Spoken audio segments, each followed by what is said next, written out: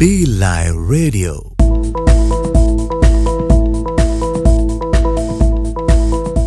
B live news clips. Be live news ക്ലിപ്സിലേക്ക് സ്വാഗതം. India സന്ദർശിക്കുന്ന ഓസ്ട്രേലിയൻ പൗരന്മാർക്ക് തത്സമയ വിസ സംവിധാനം ഏർപ്പെടുത്തുമെന്ന് പ്രധാനമന്ത്രി Narendra Modi. Persons of Indian origin, വിദേശ പൗരത്വമുള്ള ഇന്ത്യക്കാർ എന്നിവരെ ജാനുവരിയിൽ അഹമ്മദാബാദിൽ നടക്കുന്ന പ്രവാസി ഭാരതീയ ദിനാഘോഷത്തിന് മുൻപ് ഒറ്റ വിഭാഗത്തിൽ പെടുത്തും.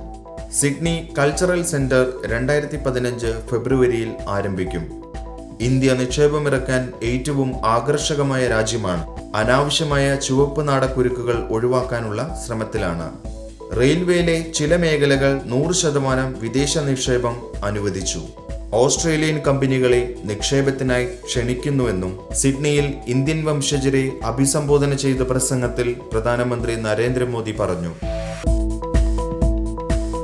പ്രധാനമന്ത്രി നരേന്ദ്രമോദിയും ഓസ്ട്രേലിയൻ പ്രധാനമന്ത്രി ടോണി ആബട്ടും ഇന്ന് കാൻബറയിൽ കൂടിക്കാഴ്ച നടത്തും. തടവുകാരുടെ കൈമാറ്റം, ലഹരി കടത്ത് തടയൽ, സാമൂഹിക സുരക്ഷ, വിനോദസഞ്ചാരം, സാംസ്കാരിക വിനിമയം എന്നിവയുമായി ബന്ധപ്പെട്ട 5 കരാറുകൾ ഇരു രാജ്യങ്ങളും ഒപ്പുവെക്കും.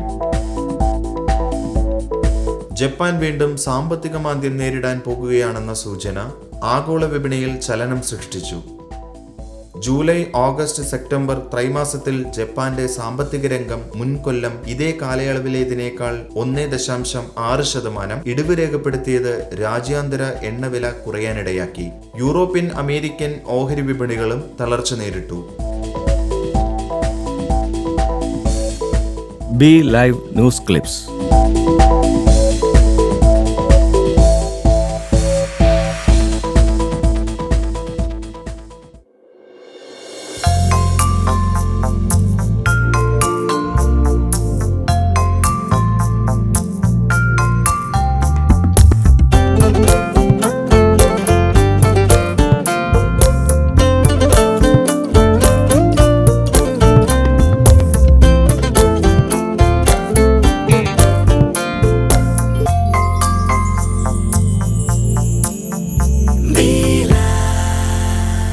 Be Live Radio.